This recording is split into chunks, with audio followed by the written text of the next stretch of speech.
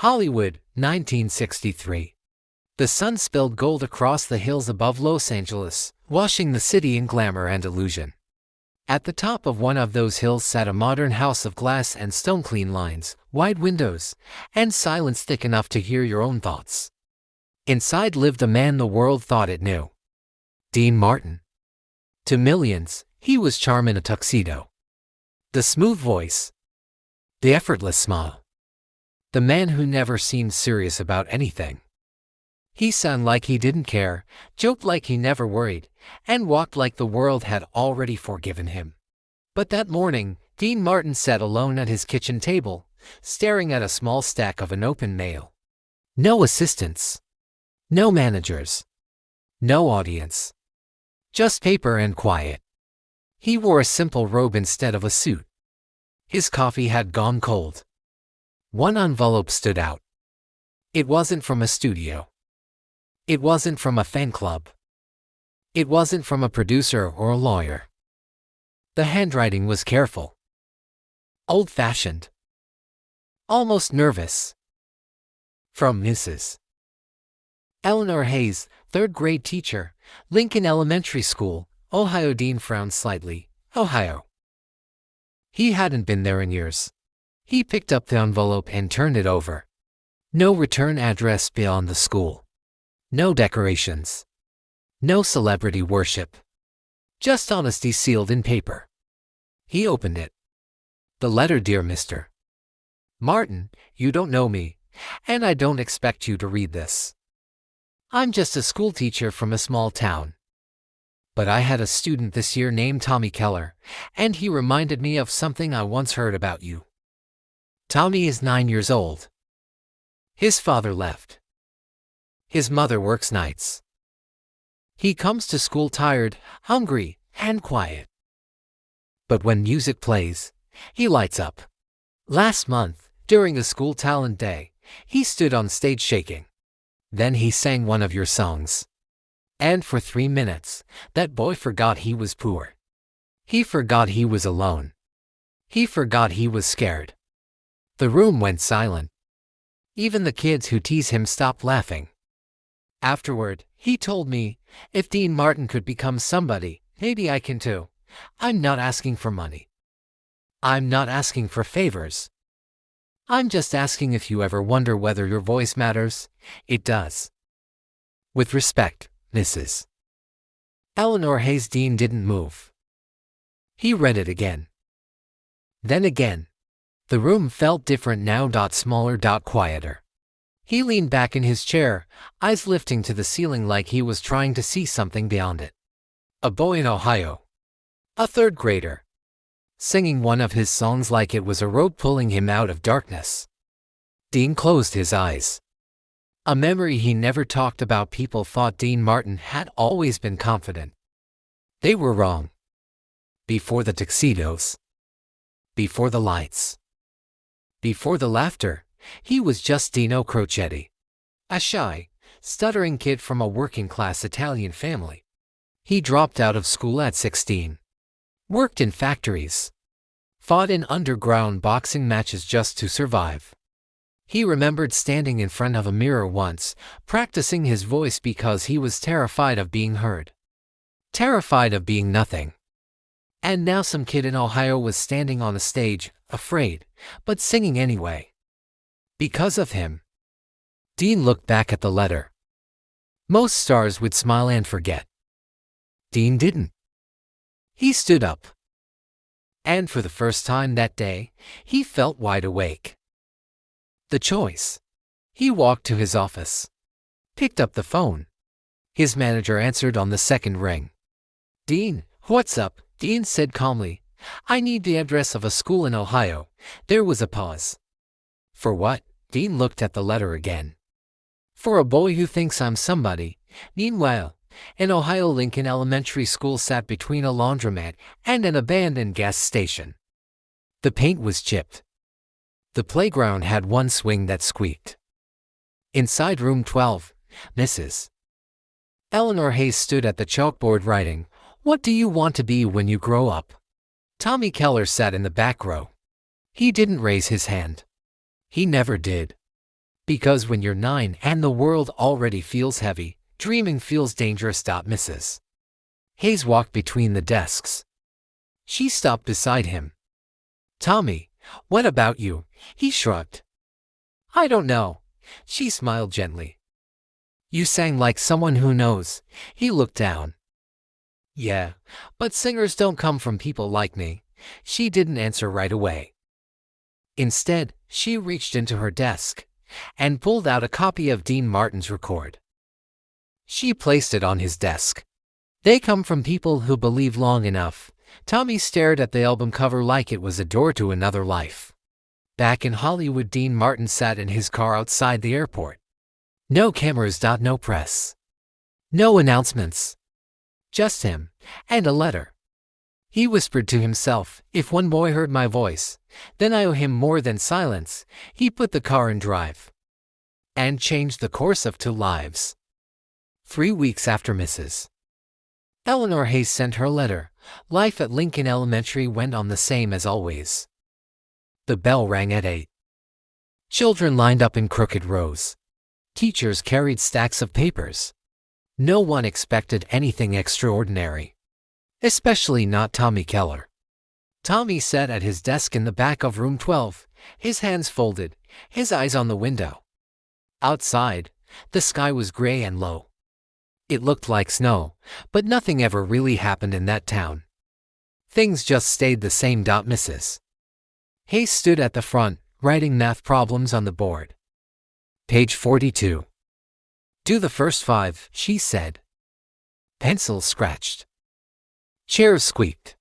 Tommy opened his notebook but didn't write. He was thinking about the talent day again.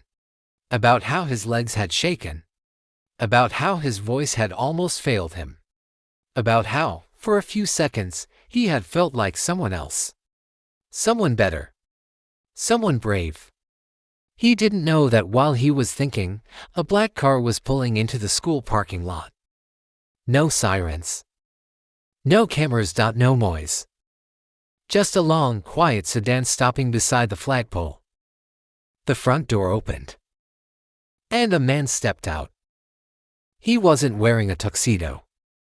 He wasn't smiling for anyone. He wore a dark coat and a simple hat pulled low. But even without the lights, even without the stage, he carried something unmistakable: presence. The school secretary looked up from her desk as he walked in. Yes, can I help you? The man removed his hat politely. My name is Dean Martin. I'm looking for a teacher named Eleanor Hayes. The secretary froze. For a full 2 seconds, she didn't breathe. One moment, sir. She stood too fast. Knocked over her chair. Rushed down the hall. Inside room 12, Mrs. Hayes was explaining fractions when the door opened slowly. The secretary stood there pale. Mrs. Hayes, there's someone here to see you, Mrs. Hayes frowned.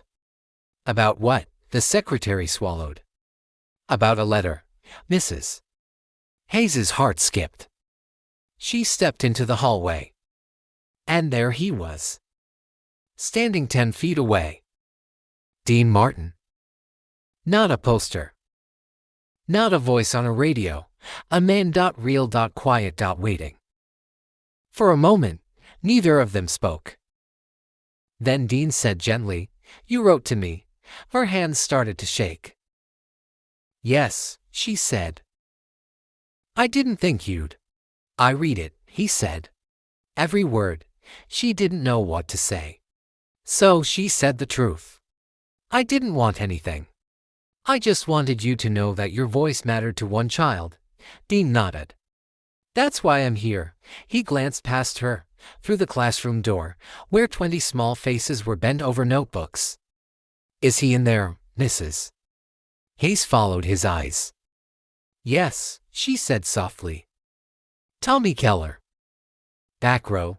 Dean took a breath. May I? She stepped aside. He walked into the classroom. The room went silent. 20 children looked up at once. They saw a stranger. A tall man. Calm. Serious. Mrs. Hayes said, Class, this is Mr. Dean Martin. No one reacted at first. Then one boy whispered, like the singer.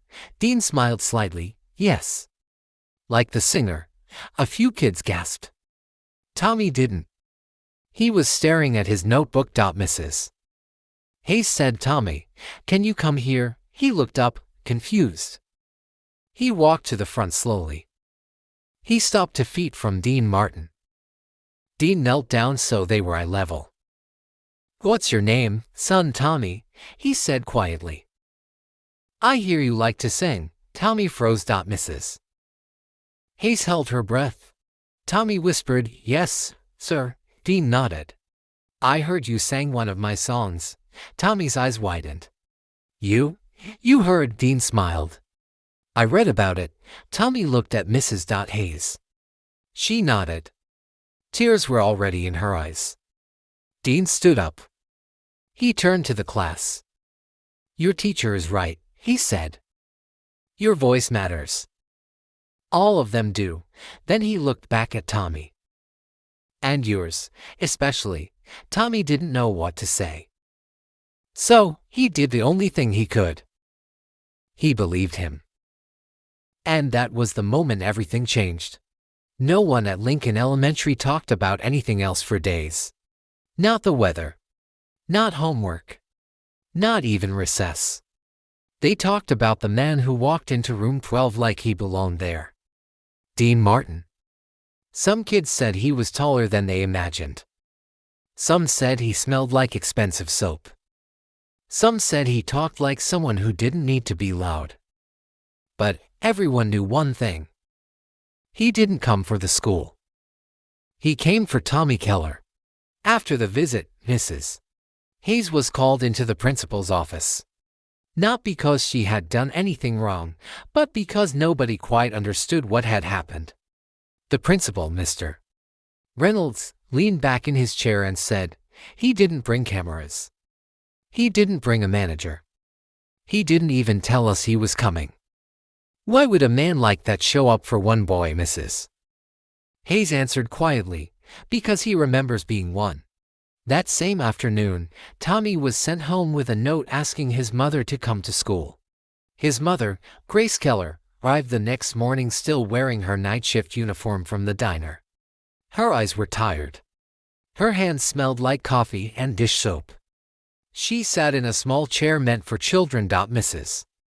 Hayes and the principal sat across from her. Grace looked nervous. Is Tommy in trouble, Mrs. Hayes shook her head. No. He's been seen. Grace didn't understand. Then Mrs. Hayes told her everything. The talent day. The letter. The visit. Grace's eyes filled slowly. You mean, Dean Martin came here, for my son? Yes, Mrs. Hayes said. Grace covered her mouth. I thought singing was just something he did to escape, Mrs. Hayes replied. Sometimes escape is the first step toward becoming. That afternoon, Dean Martin called the school. No assistant.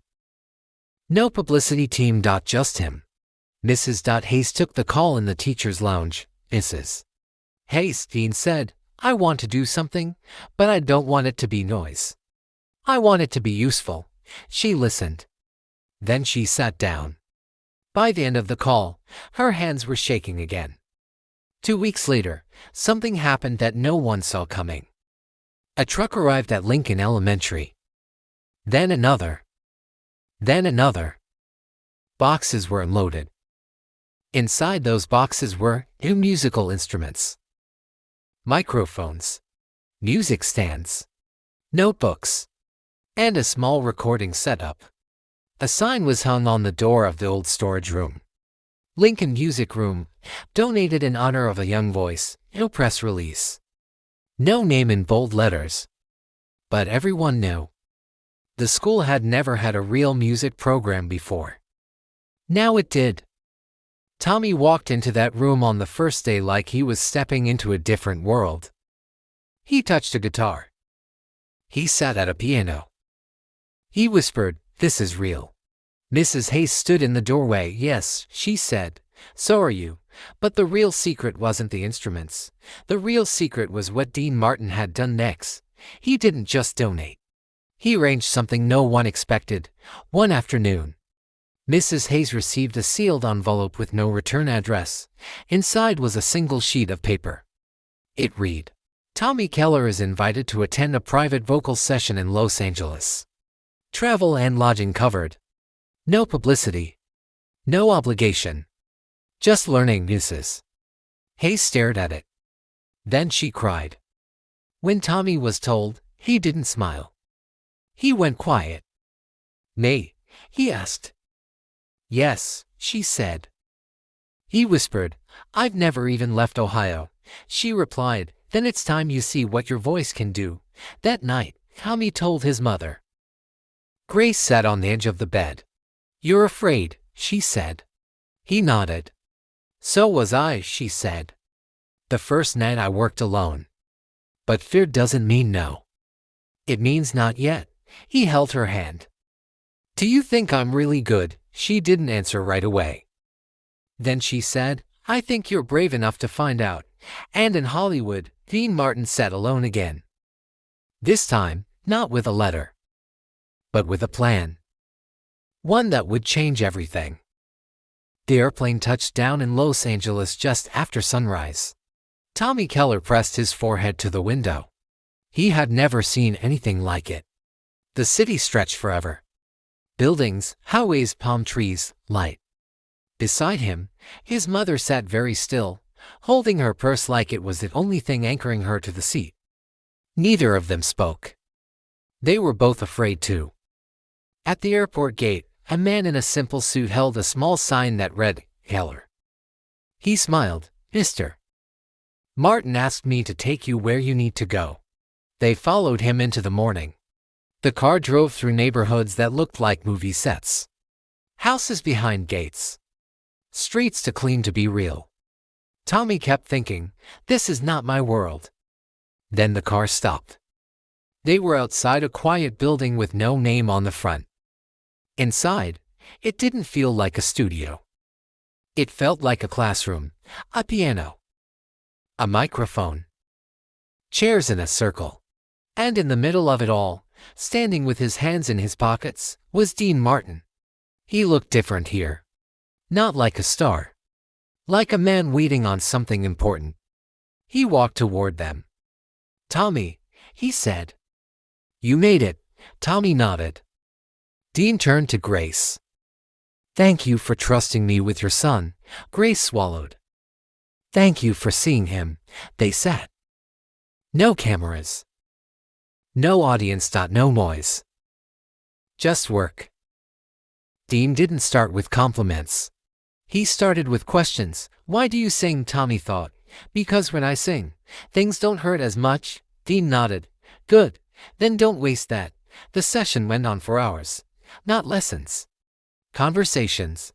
Dean talked about fear, about failure, about nights when he wanted to quit, about standing alone before anyone believed. Tommy listened like someone learning a new language. At the end, Dean stood up and said, "You don't need to be famous to be important. You just need to be honest." He handed Tommy a small notebook. "Write in this every day. Not songs. Truth." When they left, the city looked different to Tommy. Not bigger. Closer. Back in Ohio, the music room filled fast. Kids who never spoke started to sing. Kids who were angry started to listen. Mrs. Hayes watched something change that no test could measure. Confidence. Months passed. Tommy didn't become famous. He became focused. He practiced. He helped others. He stopped hiding in the back row. Years later, at a small high school auditorium, a banner hung over the stage, "Lincoln Arts Night." A teenage boy stood backstage with a guitar. He wasn't shaking. He wasn't afraid. He walked into the light. And when he sang, the room fell silent. Not because he was perfect, but because he was real. In the audience, Mrs. Hayes sat in the third row. Grace Keller sat beside her. They both cried. After the show, a student asked him, How did you get this good? He thought for a moment. Someone believed in me before I believed in myself. And far away in Hollywood, an old man watched the news quietly. Not for applause. Not for credit. Just to see if the boy was still singing. He smiled. And turned off the TV. Because legends are not made by fame. They are made by the lives they change.